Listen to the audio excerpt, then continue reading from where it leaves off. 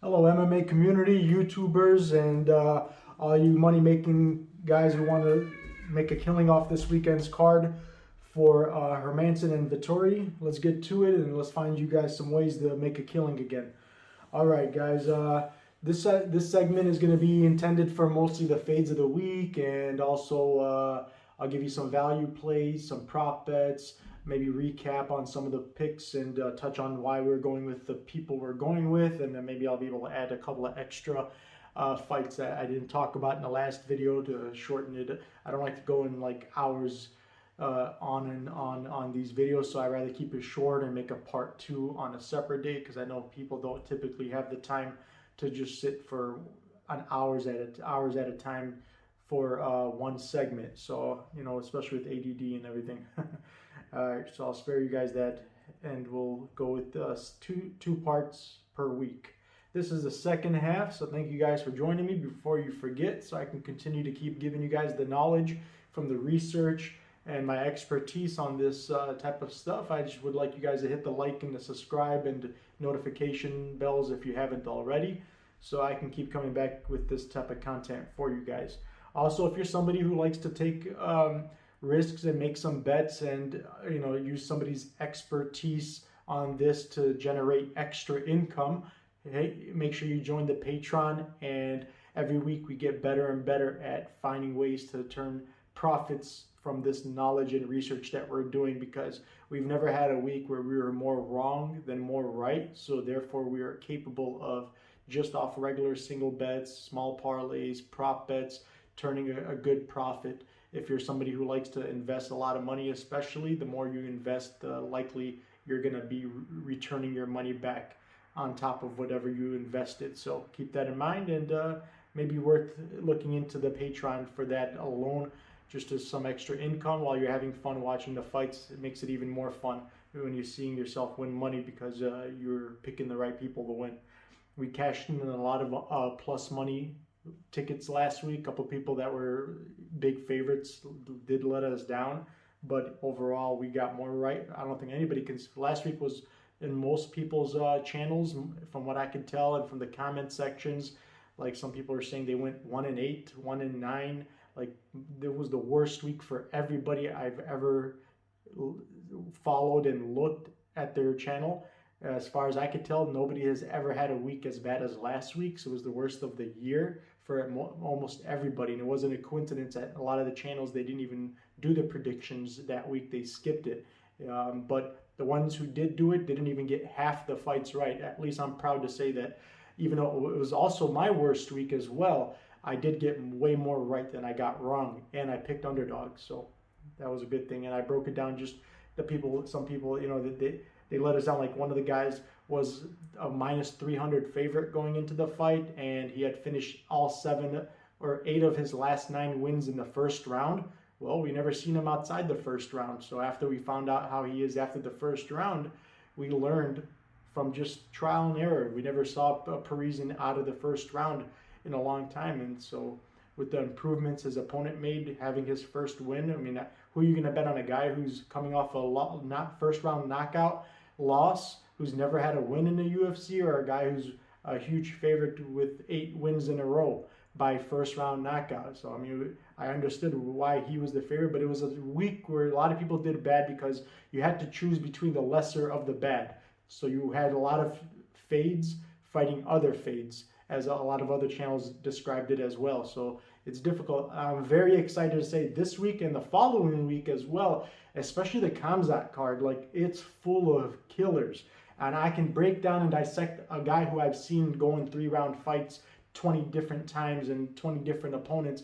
When you show me a fighter like Leon Edwards or Khamzat or Stephen Thompson, I'm not only going to tell you who's going to win those fights, because I know these guys very well and I've seen them in all different aspects, on their highest and their lowest parts, but these are guys that have been around forever. They're not somebody who just came off the Dana White Contender Series and this is his first real event. It's easy to get those wrong.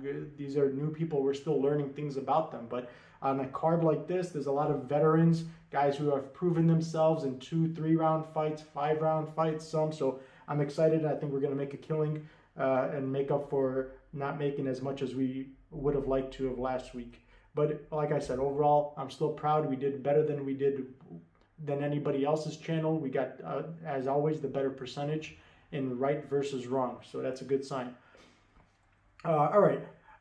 So now we're gonna go to the fade of the week. I'm gonna give you guys two this time. Usually my fade in my entire breakdown, I've only had one fade of the week ever not come through for us, and that was last week. As I said, it was two guys who are not trustworthy guys, two fades. I had to choose between the lesser of the fade, but that night didn't show up to be the lesser. It was a close fight. I mean, don't get me wrong. Nobody got owned. It was back and forth. One guy won the first round, the other guy won the second round. So nobody can blame anybody for picking either one of those sides. Nobody was crazy for thinking one or the other guy could have won that fight. It was a close fight back and forth. It wasn't 3 rounds to 1. If you looked at the first round totals, Parisian almost doubled Parker in the first round. It wasn't even close. But again, we'd never seen him outside the first round, so it wasn't a surprise that he didn't have what we thought he couldn't keep up what he did in the first round for the rest of the rounds. All right, anyways. So my fade of the week for this week, we're going to go with, I hate to do it, but Justin Jaynes. I mean, besides that, in the first round, we didn't get to see much out of him because his win in the UFC was against an older guy who's kind of at the end of his career. And Camacho, you know, he's been known even before coming to the end of his career. He's always kind of been chinny. So for him to beat Frank Camacho is a big name, don't get me wrong. And it did show that Justin Jaynes does have power. But against the guy, Gabriel Benitez, he's too much of a skilled veteran in the game. He's got great output. He's going to be the much better physical specimen in the ring. And he trains out of American Kickboxing Academy, so he trains with some excellent sparring partners, and he's got a very mixed skill set. It's going to prove to be way too much for his opponent.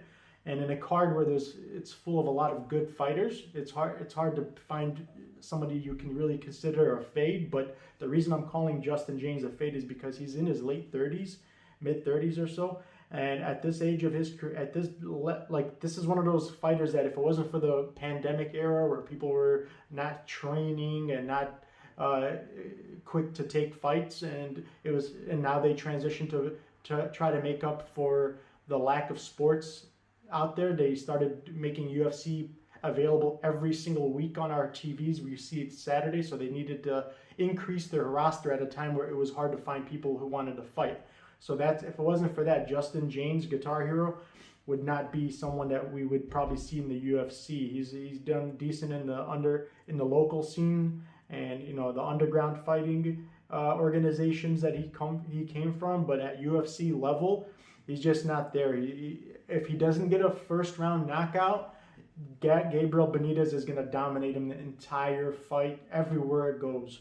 So a good way to bet this fight, if you're somebody who bets heavily and they do this like as extra income, there's 2 ways you can go about betting the Justin Jaynes versus Gabriel Benitez fight. You can either wait, because Justin Jaynes will probably win the majority of the first round. He'll have some good parts in the first round where it's going to look like he's doing well before he starts to fade like he did against Gavin Tucker very quickly, who's a similar situation. Gavin Tucker, another experienced veteran who just showed the difference between when you've been fighting at UFC level for much longer than somebody who's just coming in on his first fight or so, a couple fights. So after the first round knockout, which some could call a fluke, even with the guy he fought being chinny, if I doubt that would happen every single time. Camacho's not a bad fighter. The majority of the time, I believe Camacho could probably get the win in that type of a fight. That's why Jaynes was a big underdog in that fight. But against Tucker, if they fought 10 out of 10 times, 7, 8 out of 10, maybe 9 even out of 10 times, Gavin Tucker would have beat him on that. Just if you're at 30-something years old, this late in your career, you haven't shown that you're going to be something special, that you're going to have something that is going to be capable of winning you fights 9 out of 10 times against people like Gavin Tucker, people like Gabriel Benitez. You're just never going to be that guy. So Justin Jaynes is not that guy, never will be that guy, so he's my fade of the week. I'm going with Gabriel Benitez to do what Gavin Tucker did pretty much and dominate the fight if he can avoid the power from the first round. So, oh yeah, I was saying, you could wait till the second round and live bet on Benitez, because Benitez might even be the underdog after the first round, like Gavin Tucker was, who lost, I believe, the first round to Justin Jaynes, and then so there'll be more value on him that way. Or you could just bet him outright,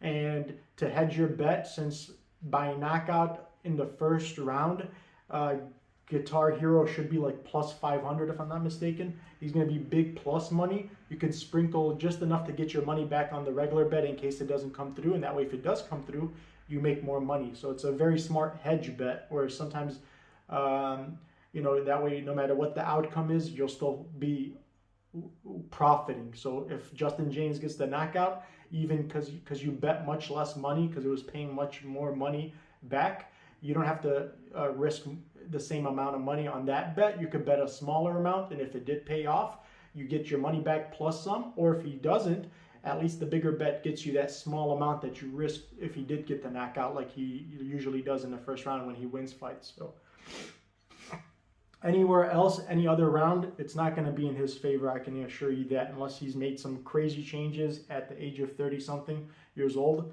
He's not going to have made improvements after making it to the UFC that he didn't make beforehand at this age, I don't think. So until I can see those improvements, I'm going to assume he's going to be the same fighter he was the last time we saw him, and that's why he's the underdog here, and rightfully so. Gabriel Benitez is the favorite who should win this fight, who's actually a very impressive record as well. If you looked at his record, not just 21-8, which is pretty good in UFC. It's not like boxing where they give you guys, you know, they give the fighters a bunch of bums for the first 50 fights, so they're 50-0, and then they finally fight the real competition. And UFC, every fight is a competition, usually a close competition fight, so it's hard to have good records. And in the UFC world or MMA world, 21-8 for Gabriel Benitez, they call him Mowgli.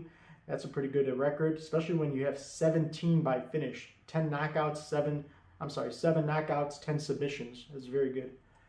All right, so this could be something that even if you want to bet on the under 2.5, that might be a possibility, because after you see Justin Jaynes fading away, he is liable to be put away as well. Okay, my second fade of the week is Montana De La Rosa. Used to be Montana Stewart until she married, I forgot her husband's name, but he's a UFC fighter, if I'm not mistaken. I know he's a fighter. She comes from like a fighting family. Her daughter's a fighter now, training to be a fighter. She's on the wrestling team, she said, and her husband's a fighter. So she comes from a fighting family, which doesn't always necessarily mean much. So did Paige Van Zandt. So did many others who never really proved to be much. Let's see. The reason why I'm fading her is on this card full of a lot of great fights, great fighters, she's just one that stood out. Like, another thing I learned about her is now that she's comfortable, she's the type that kind of sometimes just shows up for paychecks, and I just discovered that she just renewed her contract. This is the first fight of her new 5-fight contract, and that tells me that she's not, because when she was asked about her game plan, what strategies she was going to use on a person that's 16-1, only has one loss. It was a split decision, so some judge gave it to her that said that she had actually won. Some people can argue she's even undefeated, but I'm actually seeing improvements, and Taila has more incentive to win this fight. She's not at the beginning of her contract. She's not comfortable. It doesn't seem like Montana's training hard. She doesn't seem to have developed anything on her game plan or in her skill sets. So I'm going with somebody who I do see improving very quickly. Taila Santos fights like a vicious animal, and she does not fight like a pretty little girl like she is. She's got mean kicks. Her submissions are pretty good. Her ground and pound is lethal. She's put away people with ground and pound. She's just a dog. She doesn't go away. She's not scared to engage. Montana De La Rosa has shown in fights that she's very uncomfortable on the feet. She doesn't feel very confident in her skill sets. You could tell it's very, very apparent that when she's in the exchanges, she doesn't like to be there, where her opponent is quite the opposite. And another person on this card who reminds me of Taila Santos, who's a good parlay pick, if you ask me. I don't like to really do MMA women's in parlays. I mean, women's MMA in parlays, but it paid off last week because there was a fade like Ostovich. I had to put Gina Manzani on some parlays. She paid off for us. So very sometimes seldomly I'll do it. And this is, I think, one of those cases where we can do it. So Taila Santos did have her only split decision loss against somebody that Montana De La Rosa has defeated. It's somebody that she beat, but MMA math doesn't work that way. It hardly, rarely ever does. Styles make matchups, and these people are improving on their games, their skill sets every single time you see them. So I expect to see Taila Santos, from my research, at the best she's ever been. And let me add, she's Brazilian woman. Like, you've seen how we bet on the Shevchenko fight for it to go to the decision, to the scorecards, because I told you guys Jennifer Maia, being from Brazil and just knowing how she is, she's very strong, and they like to fight, these Brazilians. That's why Brazil is one of the biggest areas for MMA. It's where MMA kind of started getting popular, like with the Silvas and Vitor Belforts. They all had a huge fan base because Brazil is a big, the community is very big on fighting, and that's why their fighters are used to that. They grew up around it. So that's another one of those examples. Taila Santos, you can tell she enjoys fighting, and that's why she's good at it. 10 out of her 16 wins, 12 of them by finish, 10 TKOs, 2 submissions. And I did notice she is working on her submission game. She's only 27 years old. So that's why she's one of my most confident picks of the night. She also is coming off a win against Molly McCann, and it was a unanimous decision. And Montana is coming off of a loss. Mind you, again, she just signed a new contract, so she's comfortable. She's not going to be fighting her best, trying her hardest, because she knows she's, regardless of win or lose, got 4 more fights that she'll be paid for after this fight, unlike her opponent, who isn't guaranteed her next fight. Okay, so that's where we are right there. And also, she hasn't beat anybody recently impressively before beating somebody who is also another fade. That fight before that against Andrea Lee, who's on like a 4-fight losing streak right now, is somebody she lost against. So usually against other fades, you can still fade Montana De La Rosa. So I'm sure many will understand why she's my fade of the week. Okay, next thing we want to touch on. There's a lot of undefeated fighters on this card, and one of the guys who's undefeated that stood out to me, that this guy's a dog. He likes fighting as well. He's one of those guys that talks crap to his opponent while they're fighting. He makes it fun. He's like a Nate Diaz type of guy. In the middle of the fight, he'll talk trash and try to get into his opponent's psyche and mess with his mentality during the fight, and that can usually help win the fights, and it works sometimes in his favor. Like he gets them emotional, and when you're fighting emotional, you don't fight as good as you would, and you're not as strategic. And that's what he does. He gets in their heads, and he's a dog. So Roman, who's a Georgians have proven to have good success in the UFC. Roman Dolidze, big guy. He's like 6'4", 200-something pounds. He walks around, pretty big guy for the class. He's fighting against John Allan Art. They call him the Hunter. And he's just coming off of 1, 2, 3, 4. Every one of his finishes, his last 7 in a row, all 7 of his fights were by finish. So and his opponent, John Allan himself, has a pretty good finishing rate, if I'm not mistaken, and he's a Brazilian, pretty big guy himself. 12 out of 13 of his wins are by finish, 9 by knockout, 3 by submission. And every single one of his losses, besides 1, was by being put away himself. He was submitted 4 out of 5 of his losses.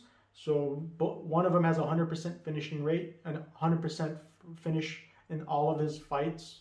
And the other guys that get 90-something%. So betting the under on this card is a pretty safe bet. So that's a free prop bet I'll give you guys. On the John Allan Arte fight, you can bet for the undefeated Georgian to finish inside the distance. That'll give you some more value on that fight. I don't know. I didn't get a chance to do the research on that. Again, I'm not doing this full time yet. So, but if you looked at it, it's going to be plus money. The sooner you lock it in, the bet, the more it'll pay you back. So don't wait till fight night, and you should get some pretty good plus money. Remember last week, the best part of having an accuracy like mine, where even on my worst day ever, my worst week ever, I was more right than wrong, is I'm not just getting good accuracy. I'm finding you ways to get plus money on favorites I did it with a minus 1,400, the biggest favorite of the year, Valentina Shevchenko. I found you guys plus 175. On Sue Matajeri last week, he was the biggest favorite of the card. I found you plus 175 again. So I find ways not to just always be more right than wrong. I find you ways to bet it in a way where you'll get more money for your buck, more bang for your buck. Instead of putting $1,400 to win 100, I found you a way to win 300 with your 100 instead. Triple your money almost. All right, so that's a benefit of being in the Patreon, is that you're not just getting my picks, you're getting how to bet it. Like some fights, even though I know who's going to win, because of the different variables and the different possibilities and outcomes, I will not recommend putting them in parlays, just single betting them. So some, they are my more confident ones where I know there's not many different variables that could possibly happen. When I replayed all the different things that possibly could happen in the fight, I was comfortable enough to say that this fight could be a parlay piece or not. And I'm getting better and better at that as we go on. So, all right. And like if you look at my Twitter, I've had prop bets, 2 prop bets and 1 money line bet, and 3 leg parlays paying 9 to 1 on things that like I was 100. They've cashed in for us. If you look, I got parlays from my Twitter account. I posted even before the fight started that cashed in for 9 to 1 odds. I had 12, 13 leg parlays even hit for us. The casino gave me 80 something to 1 odds on a couple of these parlay tickets. For some reason, they thought it was 80 to 1 chances for it to hit. I knew that there was much better chances than that to hit, because they don't know what we know. They don't know the research that we do. If they did, the people working for the casinos would have never gave us those odds or those lines that where they are. All right, anyways. So now we're going to move down the line.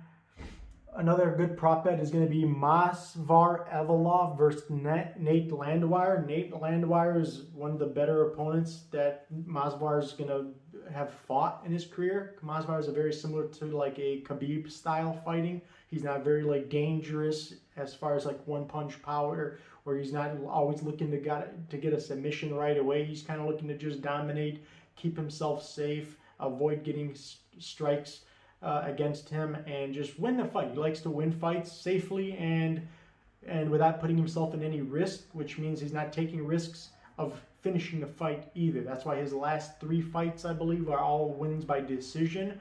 And now I'm fighting against a guy who's as durable and strong and a good of a wrestler who like Nate. I don't imagine he's going to be able to just easily submit him and outpower him. It's not going to be dominating as much as his other fights have been, and even those fights he wasn't able to finish him, so I don't expect this one to be finished. It'll probably go to the decisions, so you could bet for him to go to the decision to win over 2.5 rounds or whatever it is, you know.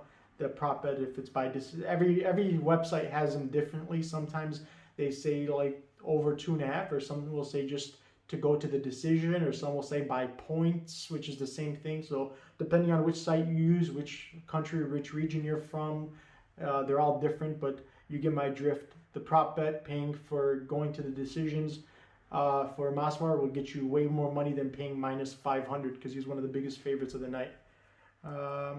Don't want to spend too much time on finding out how much they're paying. Next time I'll try to give you the exact numbers, what they're at. But that would take up a lot of time, and I'd rather focus it on some other areas that we could talk about. Okay, all right, now let's go. Another fight I don't see going to the decision cards.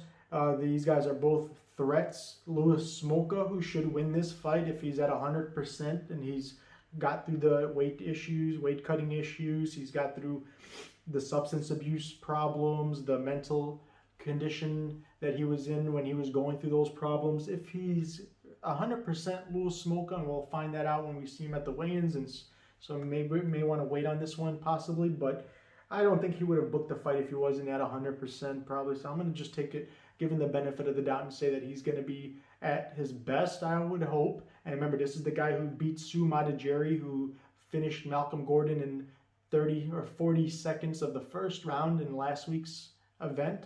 He looked very impressive. He was in a lot of people's parlays because he was one of the biggest favorites of the night, and he won quickly and impressively. Well, that same Sue Matajeri lost but just Louis Smolka, because Louis Smolka is just a dog, man. I could tell when somebody who's just into, like I said, anything you're good at and you enjoy doing it, you're usually going to be better at it than most people who just do it for a paycheck or because for whatever reasons they got into the sport.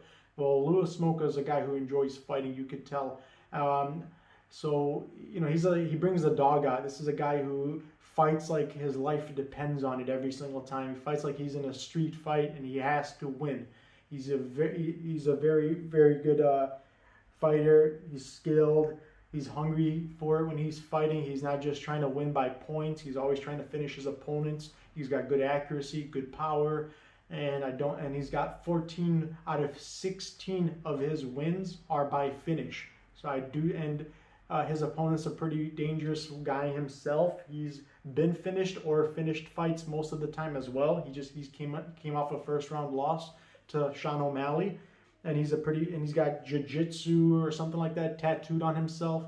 So that means he likes to try to go for submissions, and that's a part of his game plan, is trying to submit people. So this is a good fun to bet on the under. If you don't want to pick just anybody, you rather go with that, or you want to pick specifically to get even more value for the fighter who should win this, to have him win inside the distance would pay much better. So there's a prop bet for you guys there.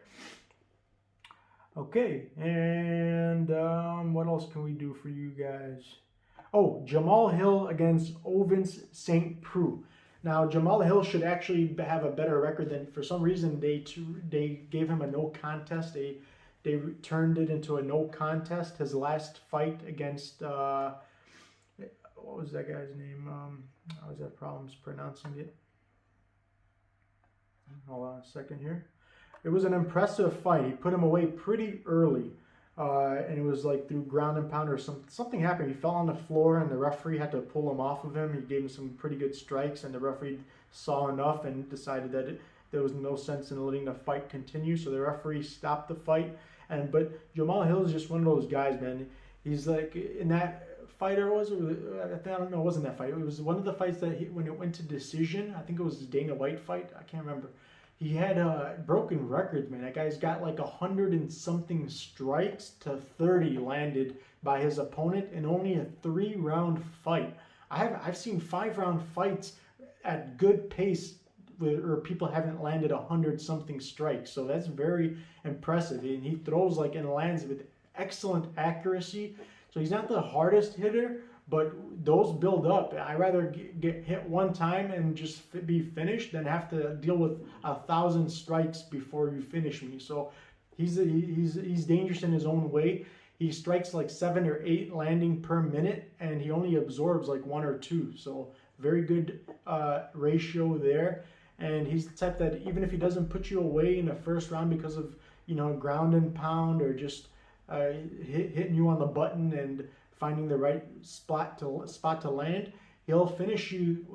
He's the type that he does so much that typically when you're just getting hit with those type of punches, you could go 3 rounds and lose by decision. But when you're doing it at that much of a rate, it turns into like by the 3rd round, it's difficult for you to continue after that, because he really, like, typically you'll have to deal with somebody with 3 or 4 strikes per minute. This guy doubles that. So when you're throwing at those type of numbers, even those little tip-tap strikes, they build up and they accumulate enough damage where it becomes a big problem for you to continue the fight. So this is one with the guy like Ovince, who's not usually afraid of engaging. Like you've seen, he's not at this stage of his career. He seems to be on the decline. I mean, you've seen how he lost to Ben Rothwell, who's shown that he's at the end of his career.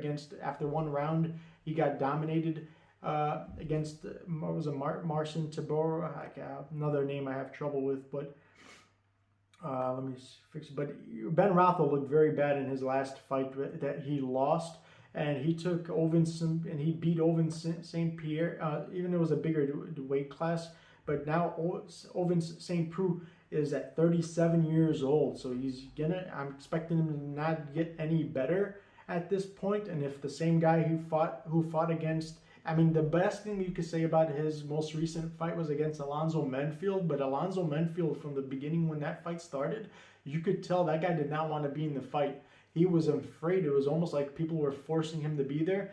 And obviously he had to be there to get his paycheck. So in a way he was forced to be there, but he did not want to engage. And like I was saying, if you're not fighting for the right, if you don't enjoy it, you don't like it, you're not going to be good at it. Ovince fought against Menfield that night, who came off a loss off Devin Clark, who just got beat quickly and embarrassingly by Anthony Smith, who a lot of people like to fade. So like on a card, like I said, where fades fighting other fades, Devin Clark was the bigger fade that night, and he dominated the same Alonzo Menfield who lost to OSP. So, and I think in my opinion that Menfield was even better than the one that I've seen against OSP that fought and lost to Devin Clark.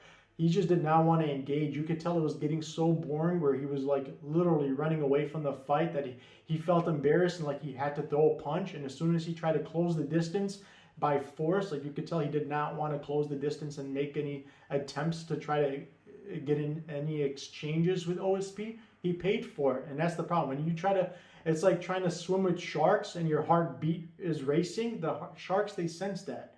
OSP sensed it. It's a fighting thing, man. You could tell when somebody's afraid, and he took advantage of it. So it was more like I would love to. I like OSP. I would like to say it was an impressive performance, but it was more so of a bad performance by Menfield. So if you take that out, OSP has just looked terrible, and against a guy who's on the incline, who's just rapidly improving and showing that he's special. Like he shows parts of his game that a lot of people don't have. He's accurate. He lands at a high output. He's not afraid of engaging.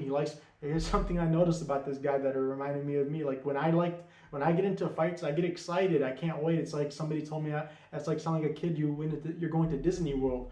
Jamahal, I see it in his eyes. When he fights, he enjoys it. He smiles. He laughs. He's trying to provoke his opponents to engage with him. That's the kind of guy who's dangerous in a fight because he enjoys it. He likes the fight, and that's why he's undefeated. And he's very smart. He's not desperate. He doesn't go for the finish if he doesn't see it. So he's not the type that's trying to get some bonuses and he's going to put himself in danger. He doesn't mind winning by decisions. And this may be one of those things, but OSP is going to get outclassed. He's going to get hit a lot. And at his age, I don't think he's going to be able to take that type of punishment for 3 rounds at the pace that this guy's going to be fighting at, who's getting better each time that we see him. So I could see the under on this one. It's not my most confident one because OSP is a big guy. He's durable, but so is Jamahal Hill. So he's just going to be the bigger. I mean, he's just going to be the better guy that night, I can tell. So he's a confident pick of mine as well, undefeated and on the rise as OSP is on the decline. So that's my pick, but this is one I would rather just bet it without using the prop bets because there's no telling how it's going to go. Okay, let's see. But if you notice, like if you start to see that OSP's not engaging as much and he's trying to avoid the strikes, you could tell. I don't know how live betting works for that, but if you do it early enough, if you like, I may do a companion, so just look out. If you're in my Patreon, you'll get notifications. Like last week, I called it.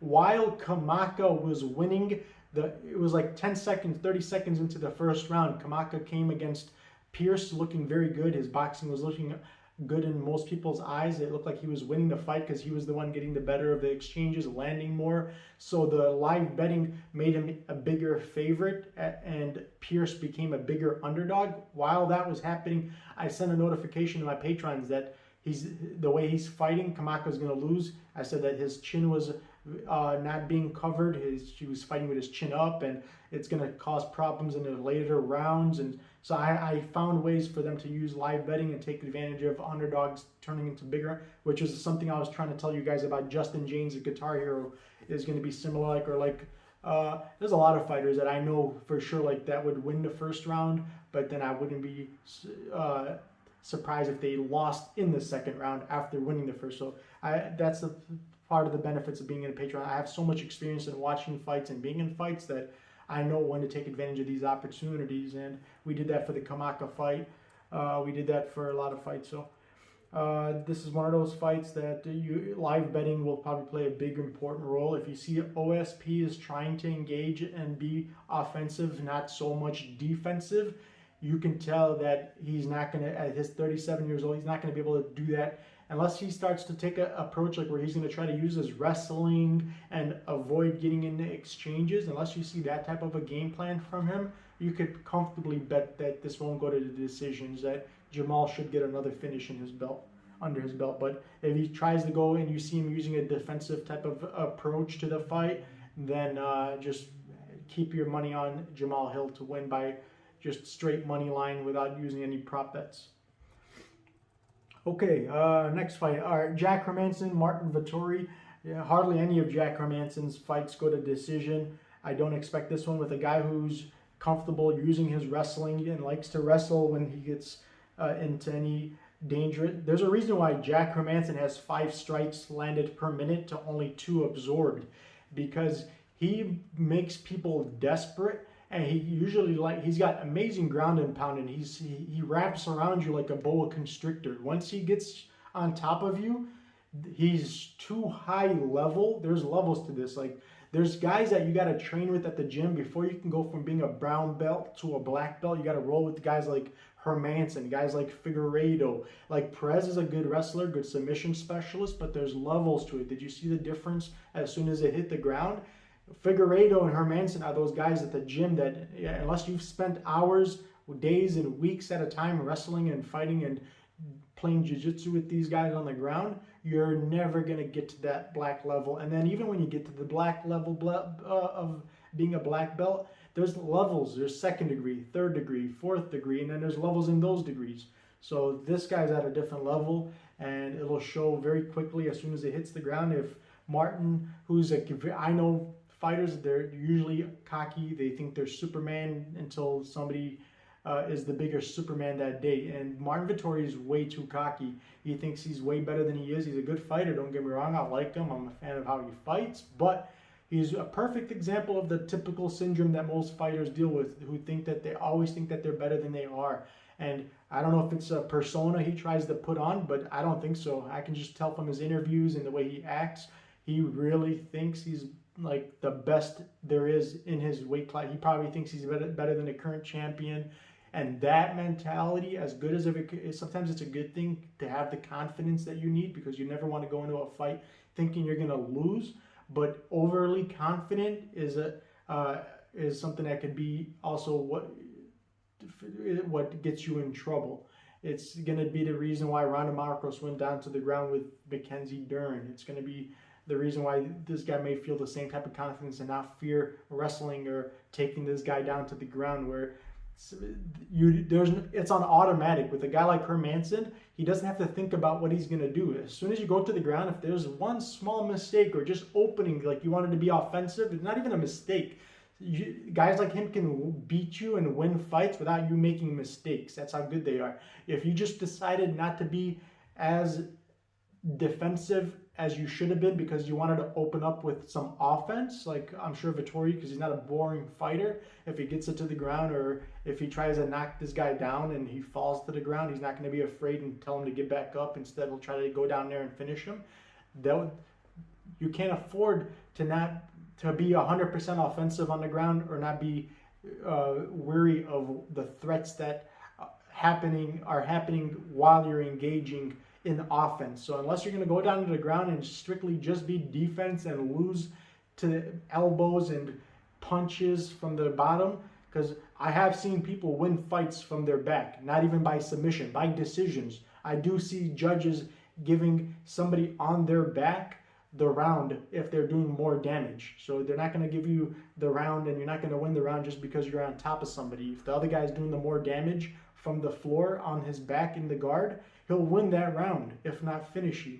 So I just don't see the path to victory as much as I do for Hermansson in this fight. He opened up as the favorite. I don't see this probably going to the decisions either, but if it did, I still would favor Hermansson because there's a reason he gets 5 landed per minute. The threat, anybody who's smart, who's not too cocky, anybody who knows the threat that they're in when they're engaging with somebody at this high level is gonna not open up and be as offensive as they would be typically in a normal fight. and that's why his numbers are so good as they are. But if Vettori makes that mistake and underestimates him and doesn't see those threats, it could be an early finish. There's no telling until we see. This is one of those fights that the prop bet may not be the smartest way to go with it. But with a guy as high level as Hermansson, I actually probably would feel a little bit more comfortable than normal. So I may, depending on what the numbers are, I gotta look at them, consider taking this one to go inside the distance. But I think Jack Hermansson's an underdog, so just betting him outright, there's no need to be greedy. Having money on an underdog means you get more than double your money back, and there's no reason why we should even be looking for prop bets unless you want an additional bet on top of your regular bet. I just recommend you at least picking Jack Hermansson as a regular bet if you're gonna bet that fight or bet it all. Okay, so yeah, and his only loss, like 1, 2, 3, 4, 5. His only loss has been to guys with like one punch knockout power, like the biggest, baddest man in the division, like Jared Cannonier. Martin Vettori does not punch like Cannonier. Martin Vettori doesn't punch or kick like Santos. You've seen Santos even before losing his Glover fight. How many times did he knock down Glover in that fight? It was like 3 times. If it was boxing, the fight would have been over. It was a 3 knockdown rule. Glover got knocked down 3 times before winning that fight against somebody like Cannonier. But not everybody's chin and not everybody's abilities to get back up is the same. So Glover should have showed he had good heart, and he got back from those strikes, but not it. But again, this was a different Santos. Santos, I think back then was a little bit better than he is now. He's older, and sometimes when people get older, they get gun shy. Like you've seen what happened with the Robbie Lawlers, the Tyrone Woodleys. They still look good. They're not that old, but just and the mentality changes after a while. After some years, after some battles, you become gun shy, and you're not the same striker that you used to be back in the day. And I think that's what we're seeing with a guy like Thiago Santos, who's up there in age as well, by the way. Okay, now what else do we got left for you guys here today?